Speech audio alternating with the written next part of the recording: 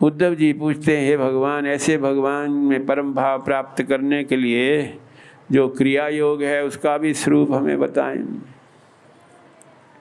यप्ति शास्त्रों में जो क्रिया योग का स्वरूप है उसका भगवान के भक्त के लिए मुख्य क्रिया में तो महापुरुषों का संग ये प्रथम है। इसके बिना उसकी जो निष्ठा है नाम की साधना में, भगवान की पूजा अर्चा में, भगवान के गुणों के संकीर्तन में दृढ़ नहीं हो पाती। भगवान के लीला विहार क्षेत्र में वास करना, भगवान को सर्व प्रकार से अपने कर्मों को समर्पण करना, ये मुख्य रूप से क्रिया योग है। यद्यपि ये क्रिया योग किसी विशेष क्रिया से युक्त नहीं है, ये मन की भावना है। प्रत्येक में मन का भाव होता है कि हम भगवान के धाम में वास कर रहे हैं, हम भगवान के लीला कथामृत का पान कर रहे हैं, हम भगवान के साथ युक्त होने के लिए भगवान की नाम की साधना कर रहे हैं। इसमें किसी नाना प्रकार के संसार के प्रपंच की आवश्यकता नहीं रहती, अर्थ आदि की आवश्यकता नहीं रहती, परंतु उसमें भगवान की पूजा में इस प्रकार भाव होना चाहिए कि जो हमारी कर्म इंद्रियां हैं, ज्ञान इंद्रियां हैं, हमारा पंचभौतिक शरीर है, पृथ्वी जल तेज वायु आकाश, एक प्रकार से भगवान की पूजा में हम इन्हीं को भगवान को समर्पण कर रहे हैं।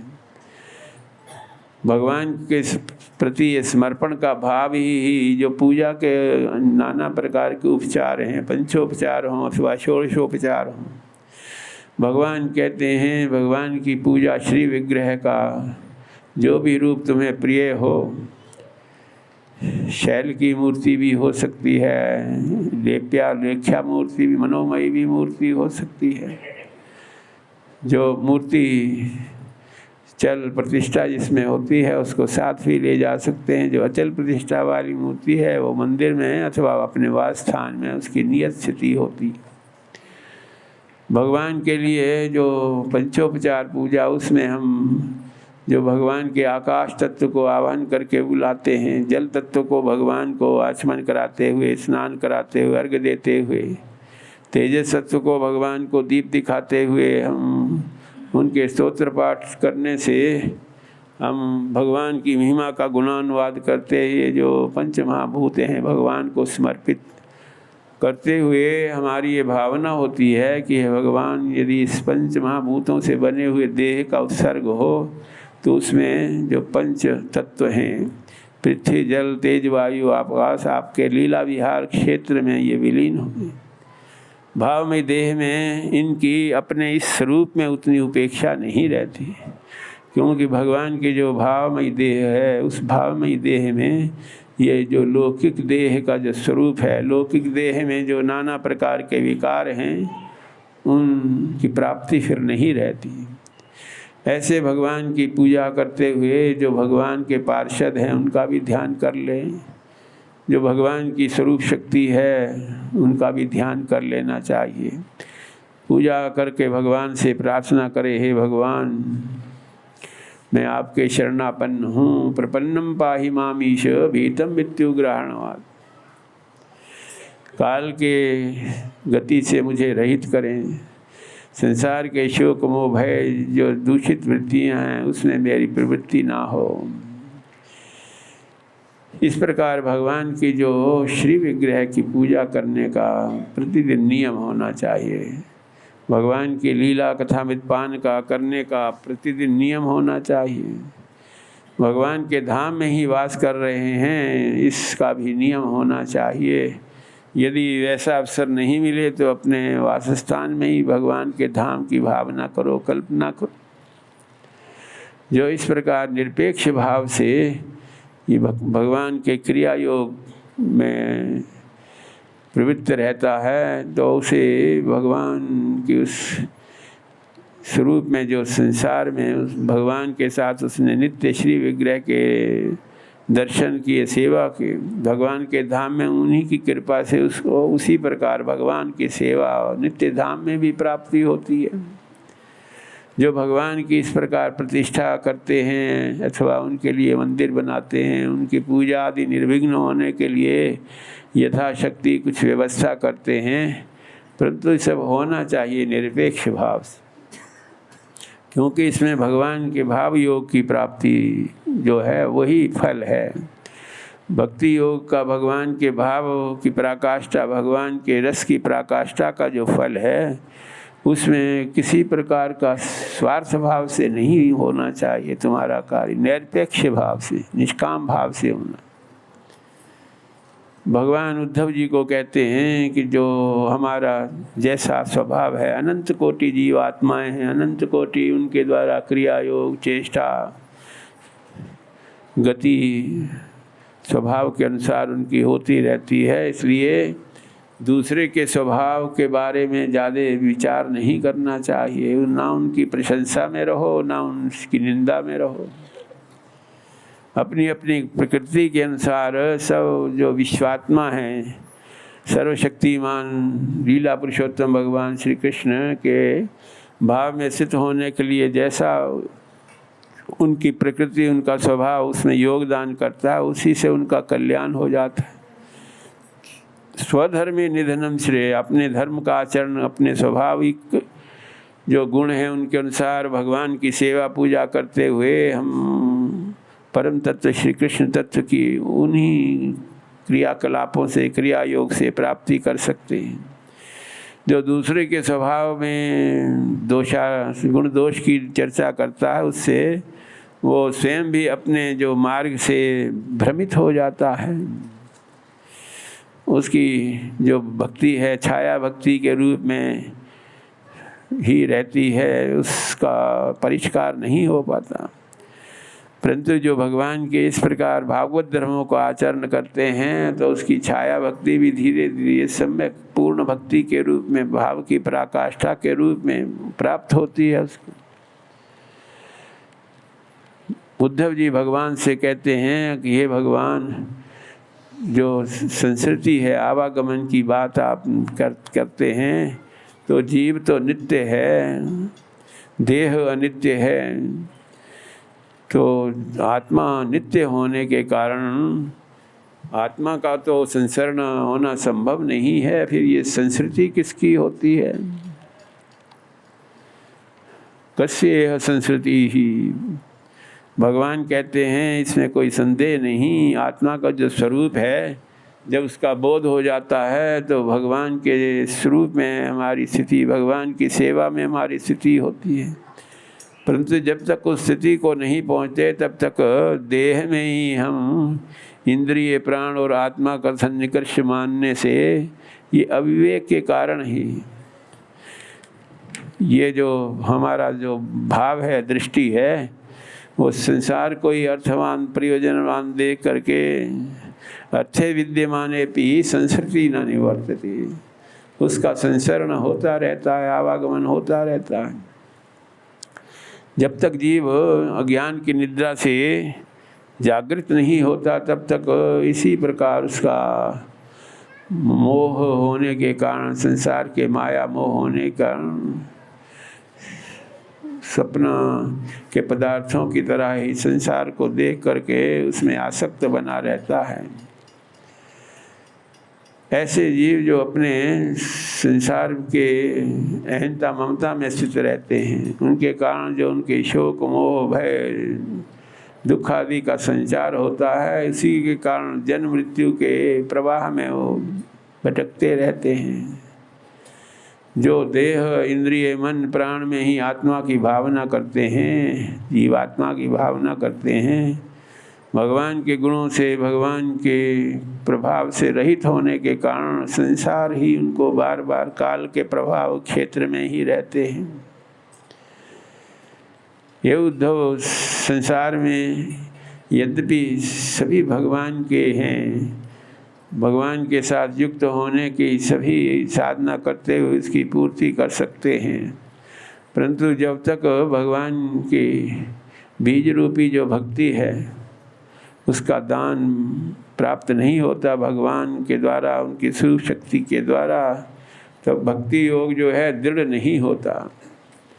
जब तक संसार के गुणों का संग रहता है, माई गुणों का संग रहता है, भक्ति योगेन दृढ़ेन यावत्, तब तक मन की मलिनता के कारण, संसार के भाव में मन का मालिन्य निवृत्त नहीं होता। भगवान की लीला में जो मनस तत्व है, विशुद्ध सत्व से युक्त होने के कारण उसमें फिर संसार की मलिनता का प्रभाव नहीं रहता। इसलिए हे उद्धव, जो भगवान हैं वो स्वयं ज्योति हैं, स्वयं भगवान हैं, स्वयं प्रकाश हैं। उनकी अनुभूति होने के बाद फिर संसार की अनुभूति में हमें कोई प्रयोजन नहीं दिखता।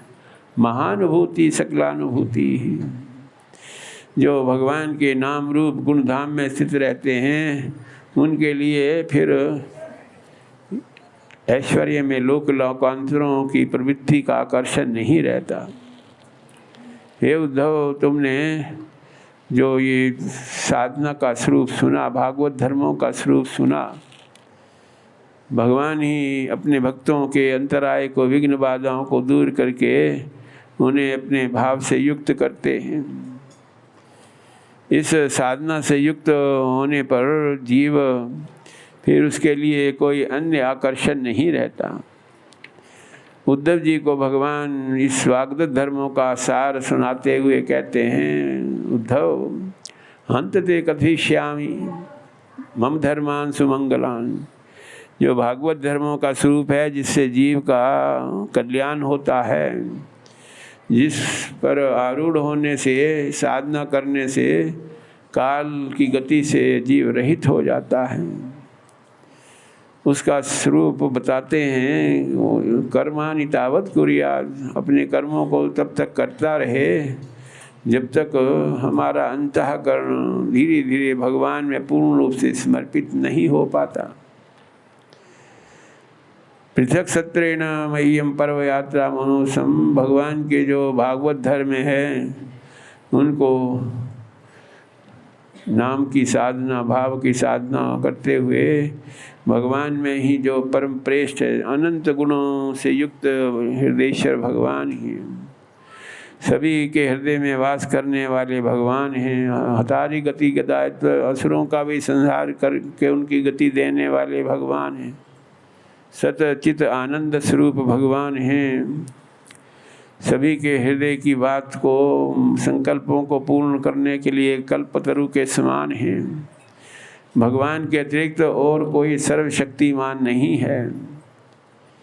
विशेष रूप से लीला पुरुषोत्तम भगवान अपने वेणु माधुरी से युक्त हो करके, अपने रूप माधुरी से युक्त हो करके अनंत जीवों के हृदय में आकर्षण का विषय रहते हैं। आनंद तत्व, रस तत्व की प्राप्ति सभी जीवों को स्वभावतः रहती है।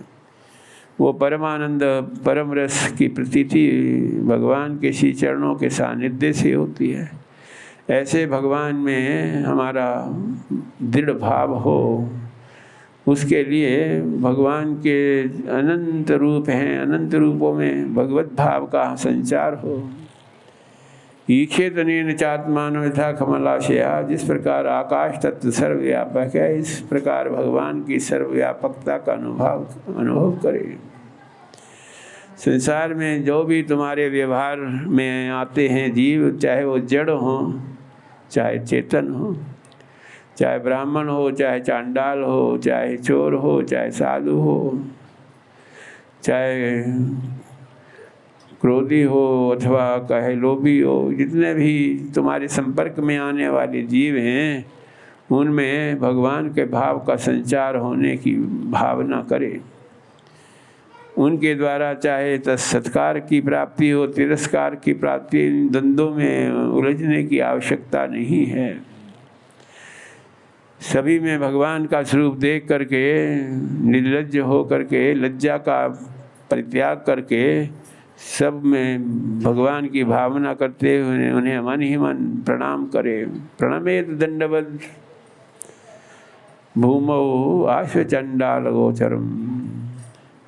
जब तक इस प्रकार सभी प्राणियों में भगवत भाव का संचार नहीं होता, भगवान श्री कृष्ण कहते हैं, तब तक वाणी से, मन से, काय से, वृत्ति से साधना करता रहे। जब सिद्ध अवस्था को प्राप्ति हो जाती है साधना करते करते, तब फिर भगवान के रस से युक्त होने के कारण भगवान में ही हमें रस की आनंद की प्रतीति होती है।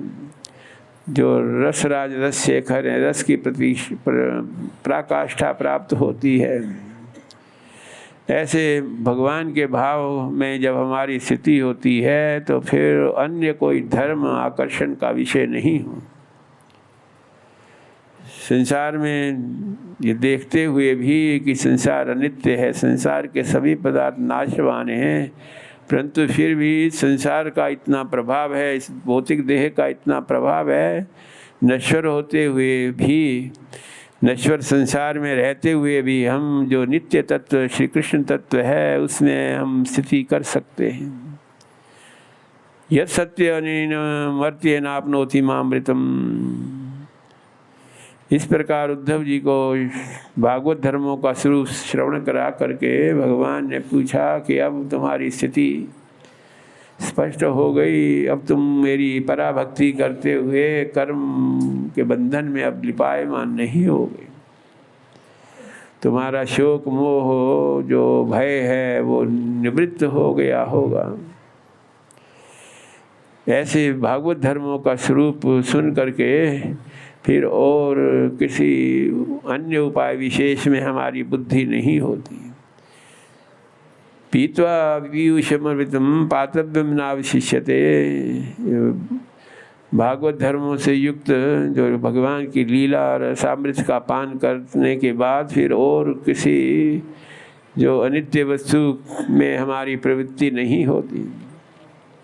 हमारा ज्ञान, हमारा कर्म, हमारी साधना भगवान के लिए ही होता है।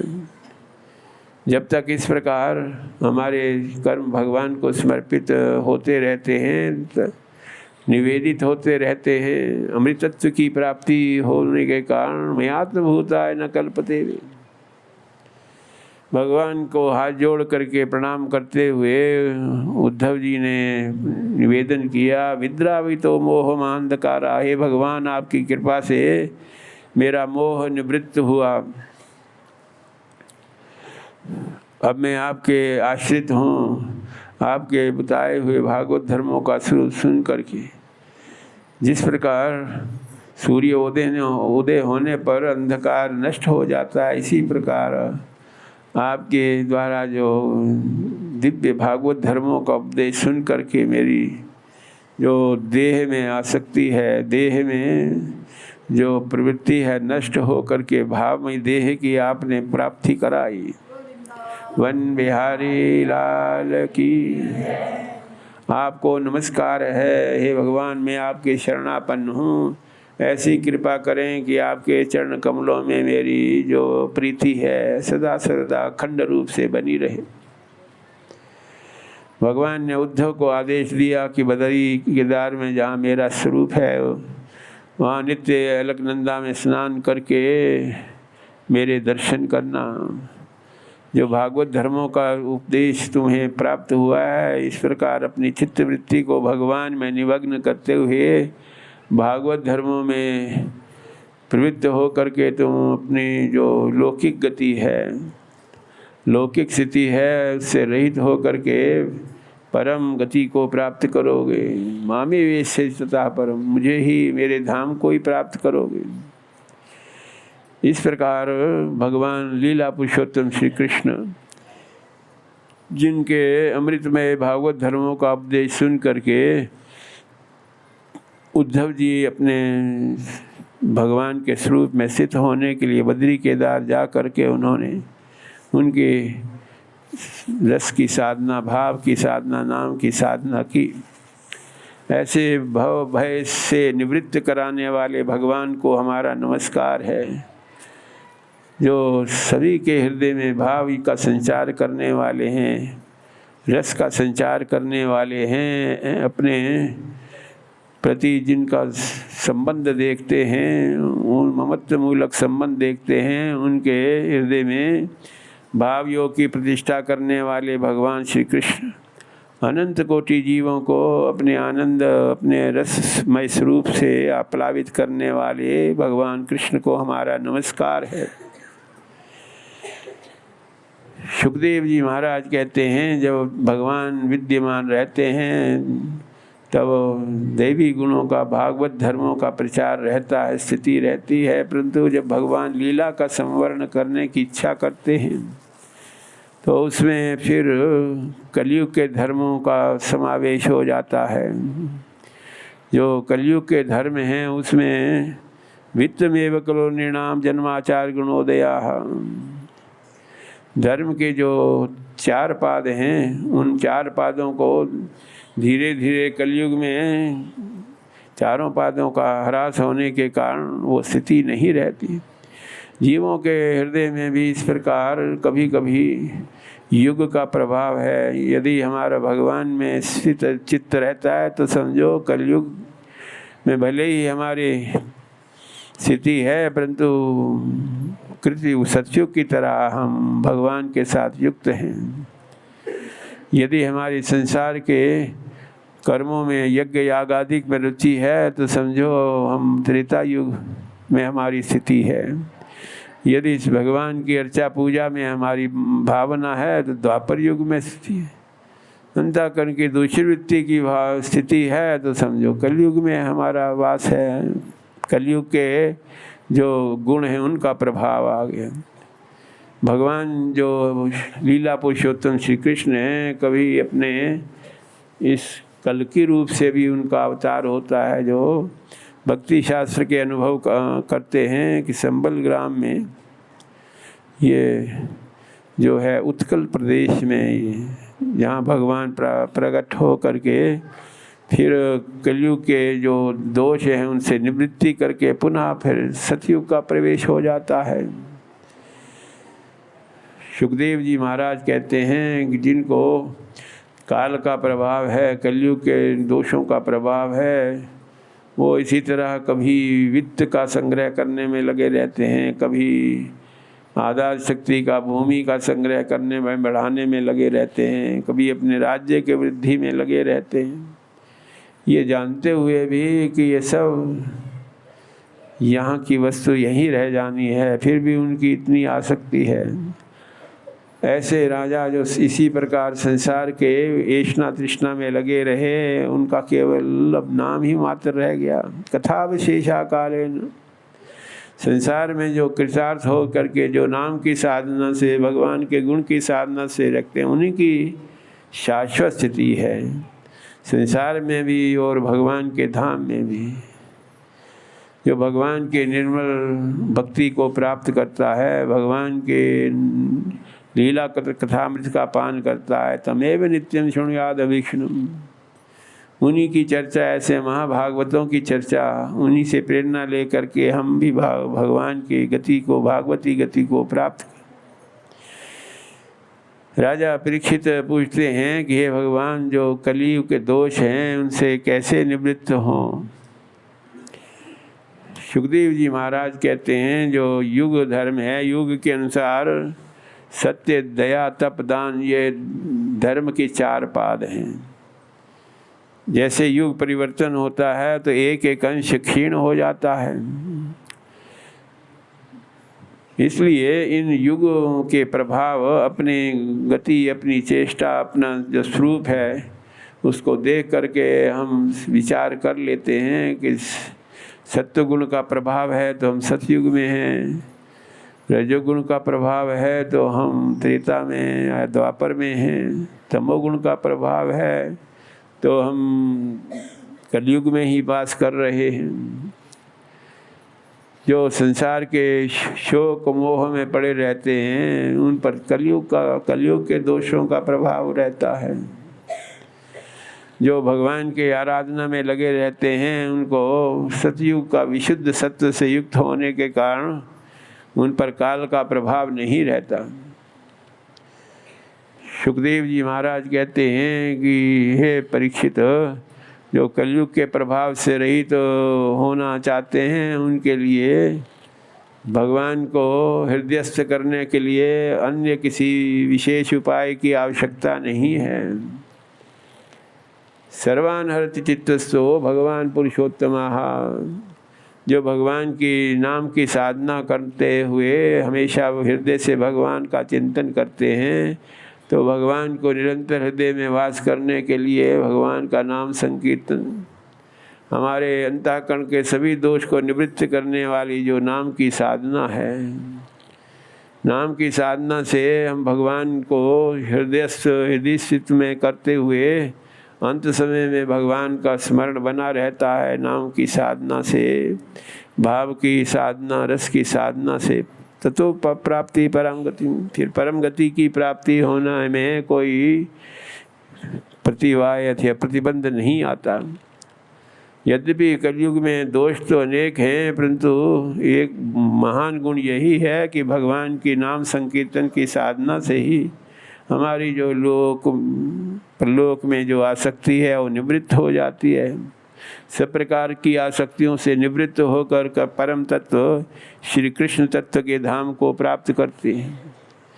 इसलिए जो नाम संकीर्तन की साधना है वो भाव की साधना के लिए उसकी प्रधान स्थिति है।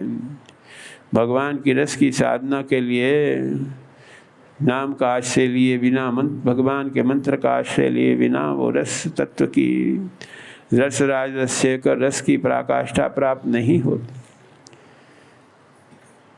परीक्षित को भगवान सुखदेव जी कहते हैं कि संसार में तरह तरह कल्पों का अंत होता है, तब भी प्रलय होता है। एक नैमित्तिक प्रलय है, एक आत्यंतिक प्रलय है, एक दैनंदिन प्रलय है। प्रतिदिन हम शयन करते हैं तो हमारी जो इंद्रियां शांति को प्राप्त करने से भी एक प्रकार के प्रलय वाली स्थिति हो जाती है। परंतु जो नैमित्तिक प्रलय है वो किसी कल्प के पूर्ण होने पर नैमित्तिक प्रलय होता है। इसमें सारी सृष्टि जलमग्न नहीं होती, कभी किसी देश विशेष में अथवा काल विशेष में ही ये नैमित्तिक प्रलय होता है। परंतु जो आत्यंतिक प्रलय है उस आत्यंतिक प्रलय में ही इस प्रकार की स्थिति प्राप्त होती है कि जिसमें संसार के अधिक से अधिक जो सृष्टि का स्वरूप है वो जलमग्न हो जाता है। उस आत्यंतिक प्रलय में भी हमारी जो स्थिति है, लीला पुरुषोत्तम भगवान में जिसकी स्थिति है, तो ये आत्यंतिक प्रलय में भी उसकी स्थिति बनी रहती है। भगवान के भाव योग में स्थित होने के कारण ये काल का प्रभाव उस पर नहीं रहता। जहाँ हमारी वाणी भगवान श्री कृष्ण में अनुरक्त है, जहाँ हमारा मनस्तत्व भगवान के चिंतन में अनुरक्त है, जहाँ प्रकृति के गुणों का कोई महत्व हमारे हृदय में नहीं रहता, जहाँ हमारी जो चेतना है भगवान के चित्त शक्ति के द्वारा उन भगवत चेतना से युक्त है, ऐसे में ये जो काल का प्रभाव है उसमें हमारी स्थिति, हमारी प्रवृत्ति नहीं होती। प्राकृत लय भी है, प्राकृत लय से भी कभी कभी हम देखते हैं सृष्टि जलमग्न हो जाती है। जिस प्रकार महामत्स्य के अवतार में आपने श्रवण किया, वो जो प्रलय है एक प्रकार से प्राकृत प्रलय है। उस प्राकृत प्रलय में भी जिस प्रकार सत्यव्रत की स्थिति बनी रही, भगवान के साथ उसका संबंध बने रहने से महाभागवत महर्षियों के संपर्क से जो उसकी प्राकृत प्रलय में होने वाली स्थिति का प्रभाव उसको प्राप्त नहीं हुआ, काल के प्रभाव से वो रहित हो गया। इसी प्रकार जो आत्यंतिक प्रलय है, उस आत्यंतिक प्रलय में भी जीव भगवान के लीला कथा का जो आश्रय लेने वाले जीव हैं, भगवान की नाम संकीर्तन की नौका का आश्रय लेने वाले हैं।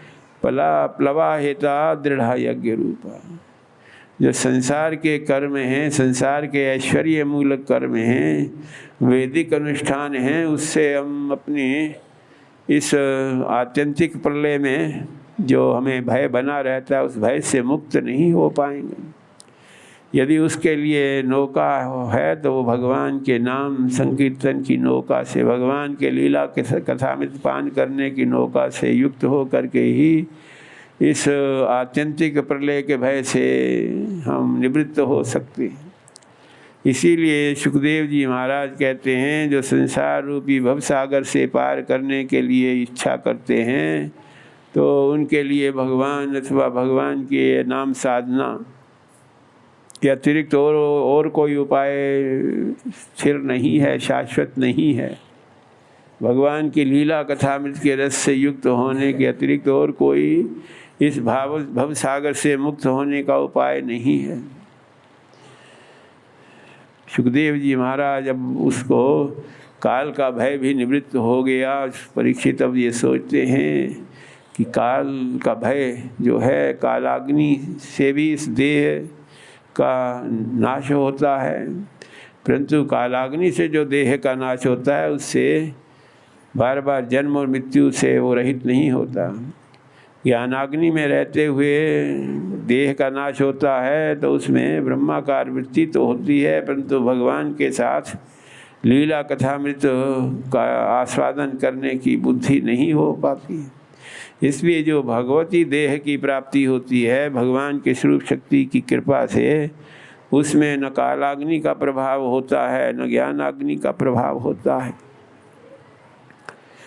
ऐसे भय रहित होकर के अपने भक्त परीक्षित को उन्होंने कहा, देखो तुमने भगवान की कृपा से श्रीमद् भागवत रसामृत का पान किया। जो देवी प्रकृति के जीव हों अथवा आसुरी प्रकृति के जीव हों, प्रकृति चाहे हमारी कैसी भी हो, यदि भगवान के लीला कथामृत का पान करते करते हमारी चित्त की वृत्ति भगवान में दृढ़ होती है, आरूढ़ होती है, तो उसमें फिर किसी भी निकृष्ट कुल में अथवा नाना प्रकार के सावधानी से होने वाले कर्मों पर भगवान की दृष्टि नहीं रहती। हमारे कर्म स्वभाव अनुसार जिस प्रकार की प्रवृत्ति है, जिस प्रकार हमारे चेष्टा है, क्रिया है, गति है, उस गति, उस चेष्टा, उस क्रिया, उस स्वभाव में भी भगवान हम पर कृपा करते हैं। सुखदेव जी महाराज कहते हैं, ये सब सुन करके अभी भी तुम्हें ये भाव हुआ कि हम मृत्यु को प्राप्त होंगे, तो समझो कि तुमने जीव भाव को भगवान से युक्त करने की दृढ़ भावना नहीं की। जो इस प्रकार अभी भी भय से युक्त हो रहे हो, इसलिए उसको सब सावधान करते हुए कहते हैं सुखदेव जी महाराज, तुम तो राजन मरीष्येति पशु बुद्धि माम त्यज। ये पशु भाव है। पशु भाव में जो है देह को ही हम आत्मा का स्वरूप मानने के कारण देही के गुण दोषों से, देही के विकारों से युक्त रह करके अपने में विकारवान होने की कल्पना कर लेती है। ये पशु भाव है। इस पशु भाव में रहते हुए जो दिव्य भाव है, अपराकृत भाव है, उसकी प्राप्ति नहीं कर पाओगे। जो देह है उसका तो नाश होना स्वाभाविक है, परंतु इस देह में जो बीज रूपी विद्या है, भगवान की भक्ति है, उसका यदि संचार होता रहता है, उससे युक्त हो करके हम भगवान को समर्पित होते रहते हैं, तो भावमय देह में फिर इस प्रकार की काल का भय अथवा मृत्यु का भय नहीं रहता। जिस प्रकार स्वप्न में कुछ ऐसे प्रतिकूल वस्तु देख करके, अपने शिरच्छेदन को देख करके हमें उस समय तो यही भाव होता है, परंतु जब जागृत अवस्था में होते हैं तब हमें लगता है ये तो स्वप्न मात्र ही था। इसी प्रकार जो देह में आत्म भाव है वो अज्ञान के आवरण के कारण है, माया के आवरण के कारण है। जो आत्मा तत्व है, जीवात्मा तत्व है, उसका न कभी जन्म होता है न कभी मृत्यु होती है। जिस प्रकार हृदय आकाश में भगवान विराजमान रहते हैं, इसी प्रकार आकाश की सर्वव्यापकता के समान जीव भी सर्वव्यापक है। जिस प्रकार आकाश घट में भी, पट में भी, मठ में भी रहता है, घट के नष्ट होने पर जो आकाश है अपने स्वरूप में विलीन हो जाता है, इसी प्रकार देह के पंच महाभूत नष्ट होने पर जो जीवात्मा है भगवान में विलीन हो जाती है, भगवान को प्राप्त कर लेती है। जो मन भगवान को समर्पित है तो उसके कारण जीव संस्कृति यानी काल के प्रभाव से रहित होकर के आवागमन के बंधन से रहित हो जाता है। जिस प्रकार दीप से जब तक घृत आदि उसमें रहता है उसकी ज्योति विद्यमान रहती है, परंतु उस घृत के अभाव में वो ज्योति पूर्ण हो जाती है।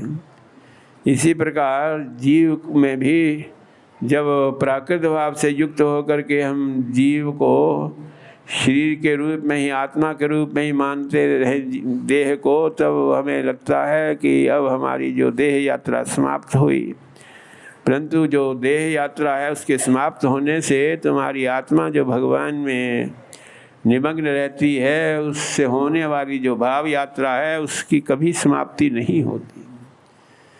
जो भाव है हमारा वो संसार के विधि निषेध से विशिष्ट स्थान रखता है। यदि हमने भगवान के विशुद्ध भाव से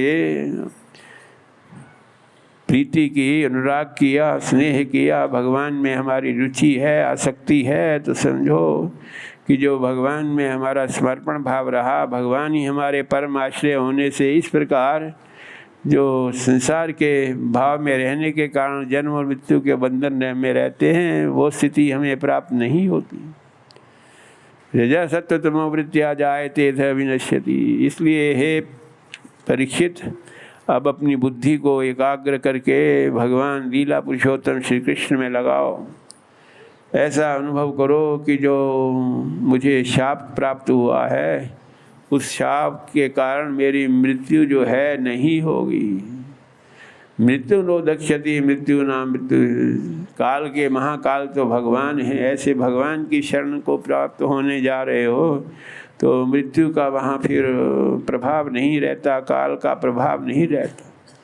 ये अनुभव करो कि मैं भगवान के नित्य लीला में प्रवेश कर रहा हूँ, भगवान के रसमय लीला में मेरा प्रवेश हो रहा है। अब तक्षक इसमें व्यवधान डालने में समर्थ नहीं होगा। सुन करके परीक्षित को लगा कि हे भगवान, आपकी कथामृत का पान करने से मुझे अब देह में देह का भाव नहीं रहा। मेरे हृदयस्थ भगवान लीला पुरुषोत्तम श्री कृष्ण की कृपा है। उन अपने हृदयस्थ भगवान को मैं देखते हुए अब भावमयी देह को प्राप्त हो गया हूँ। सिद्धोस्मि अनुगृहीतोस्मि। आपकी कृपा से जो लीला पुरुषोत्तम भगवान में मेरी बुद्धि समर्पित हुई, अब मुझे भगवान के धाम में प्रवेश होने का अवसर मिलेगा। अब तक्षक आदि जो सर्पों से मुझे कोई अब भय नहीं रहा। आपने अपने ज्ञान विज्ञान से युक्त होकर के मेरा ज्ञान का आवरण दूर किया, अविद्या का आवरण दूर किया, माया का आवरण दूर किया। जो भगवान के लीला पुरुषोत्तम स्वरूप में आसक्ति हो करके भगवान के परम पद की प्राप्ति करूँगा। इस प्रकार आशीर्वाद दे करके सुखदेव जी महाराज तो अपने भगवान के लीला विहार क्षेत्र में वास करने के लिए प्रस्थान करते हैं। परीक्षित ने सब ऋषि मुनियों की उपस्थिति में अपने मनस्तत्व को भगवान श्री कृष्ण में स्थित किया।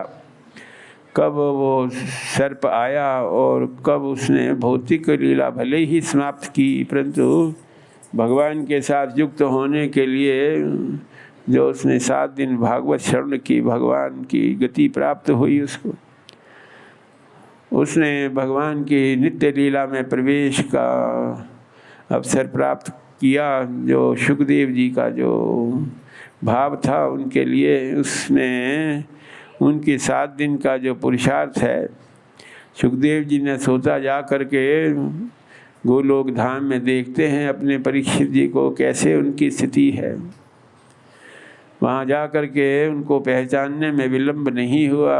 परीक्षित जी ने कहा कि आपने जो धारणा का स्वरूप बताया था कि मर्यादा पुरुषोत्तम राम में धारणा करके लीला पुरुषोत्तम भगवान में ही तुम्हारी जो उत्कृष्ट धारणा हो, धारणा का प्रकाश पराकाष्ठा में भगवान की जो गोपी भाव से हमारी अनुरक्ति है, मधुर भाव से भगवान की अनुरक्ति है। आपकी कृपा से हमने देखा यहाँ मर्यादा पुरुषोत्तम भगवान राम भी जब गोलोक धाम में आते हैं तो उनको भी भगवान के इस नित्य लीला से युक्त लीला पुरुषोत्तम स्वरूप में ही वो विलीन होते हुए दिखते हैं।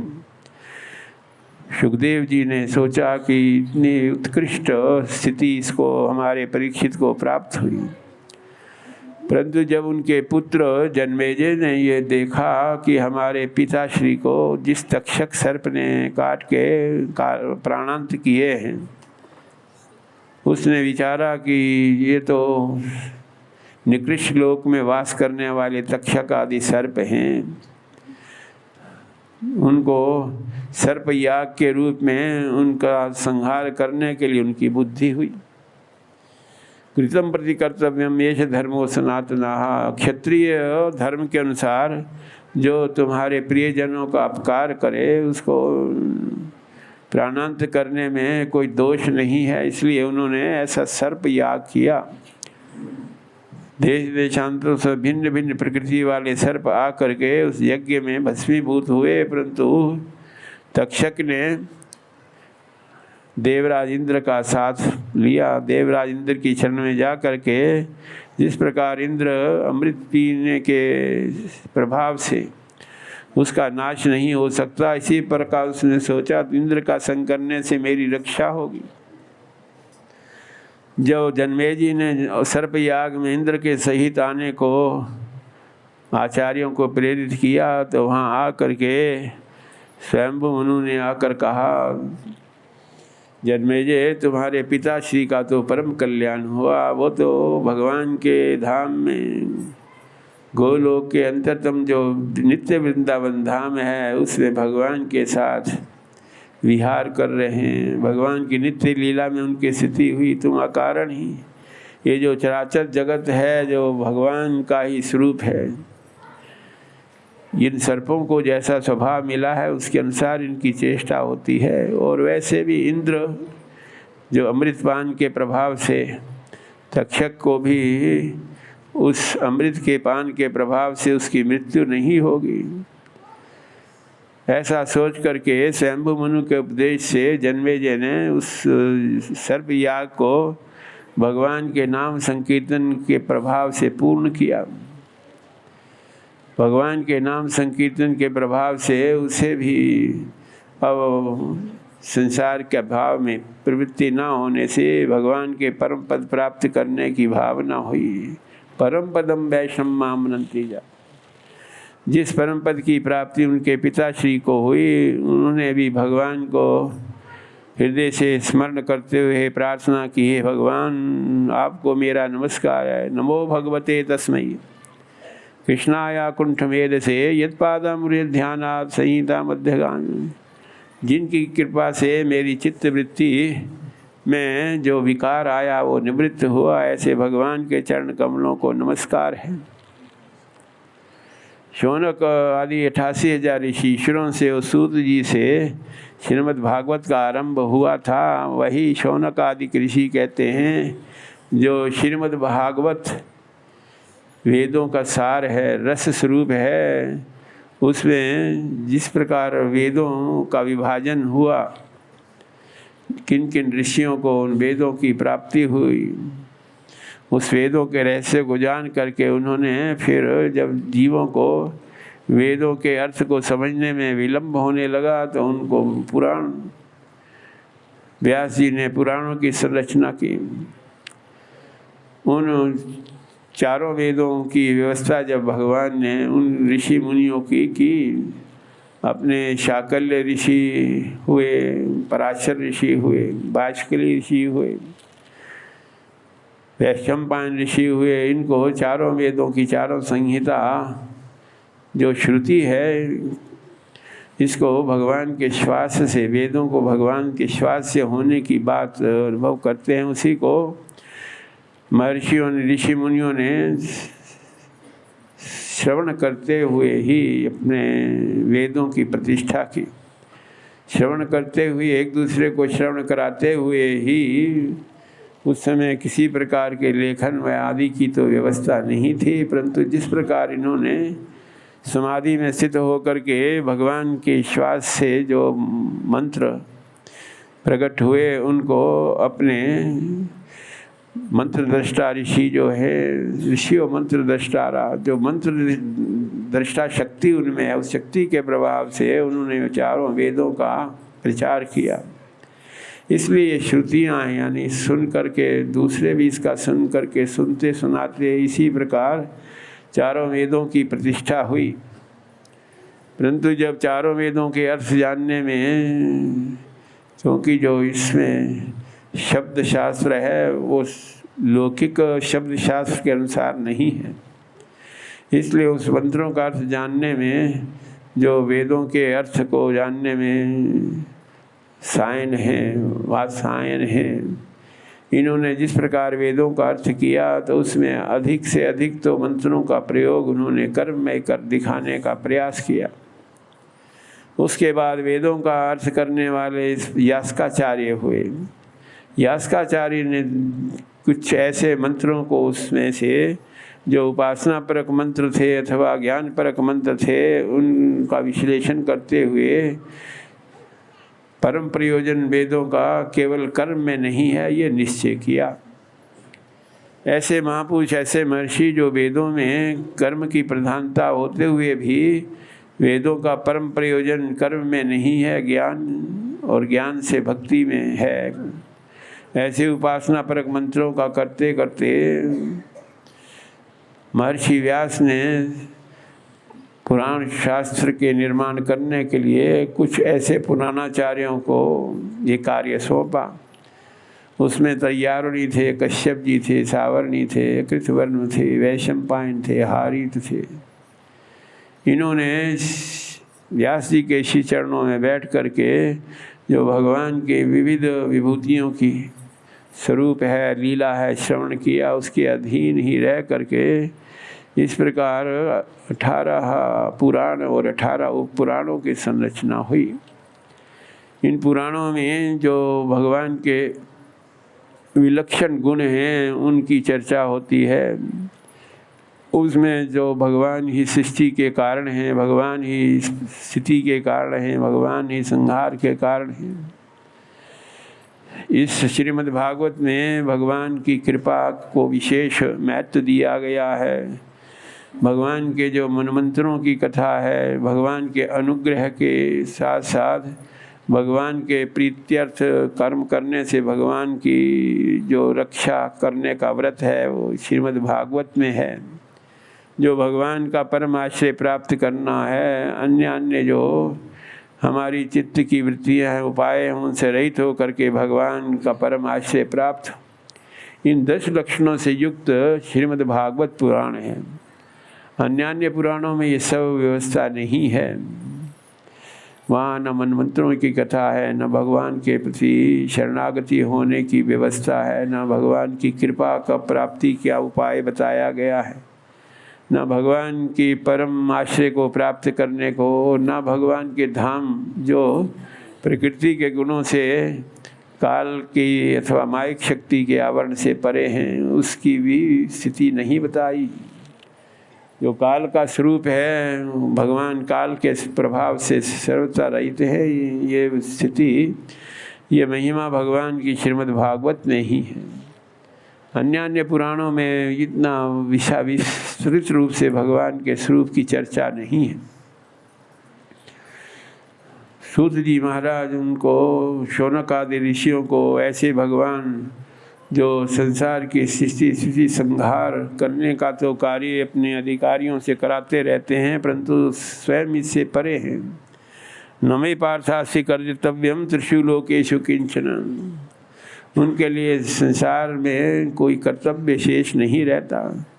इसी प्रकार वो अपने भक्तों की अपेक्षा भी करते हैं, उनसे भी अपेक्षा करते हैं कि वो संसार के कर्म क्षेत्र से, माया के क्षेत्र से रहित होकर के भगवान के राज्य में, मायिक राज्य से रहित होकर के अपने धाम में, अपने स्वरूप में, अपने स्वभाव में स्थित हों।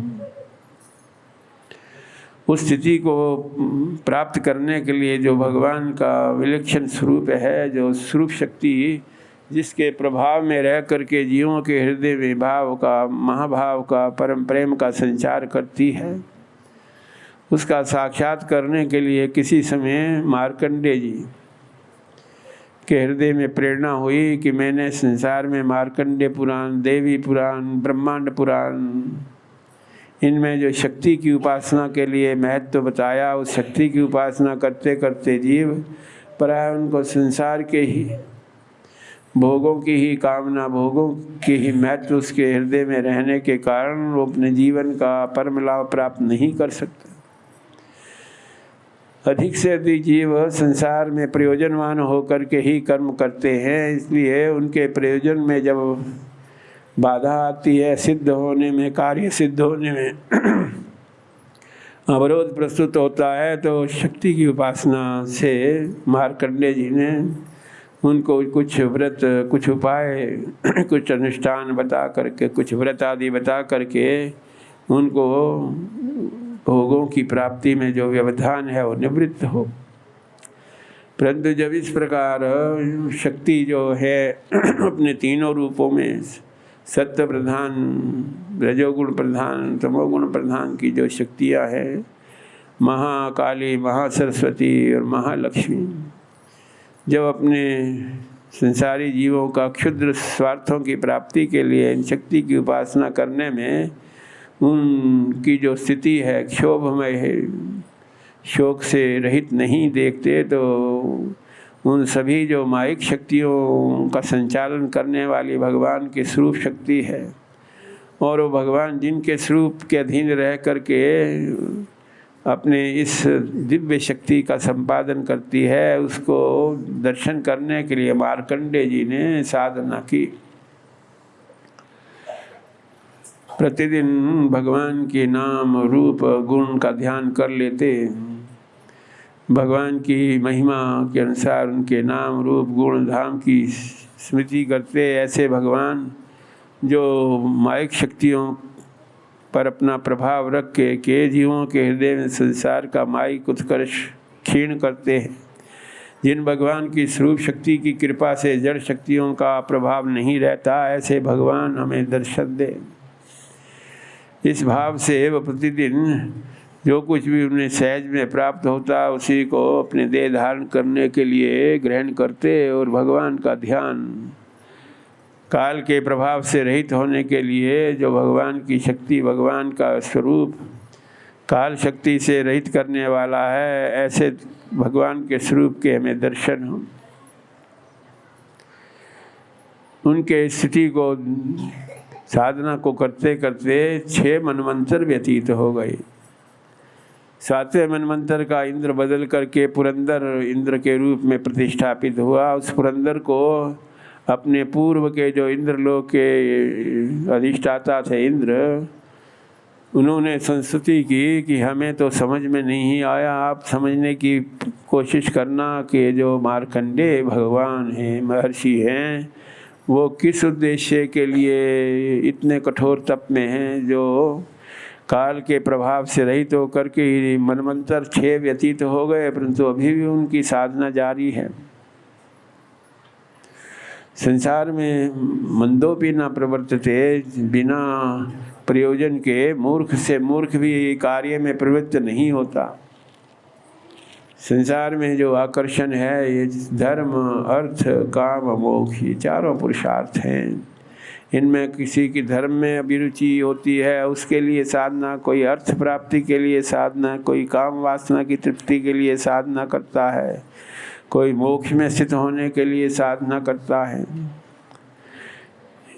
इनको धर्म से तो कोई प्रयोजन नहीं है, क्योंकि इससे पूर्व ही शक्ति की उपासना करने के लिए नाना प्रकार के अनुष्ठानों का, व्रतों का उपदेश दे चुके हैं।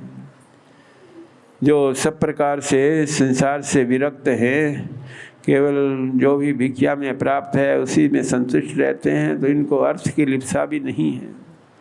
परंतु ऐश्वर्य की कामना तो हो सकती है। ये जो ऐश्वर्य शक्ति है, यश कीर्ति की प्राप्ति में कभी कभी जो साधक है उसी में उलझ जाते हैं।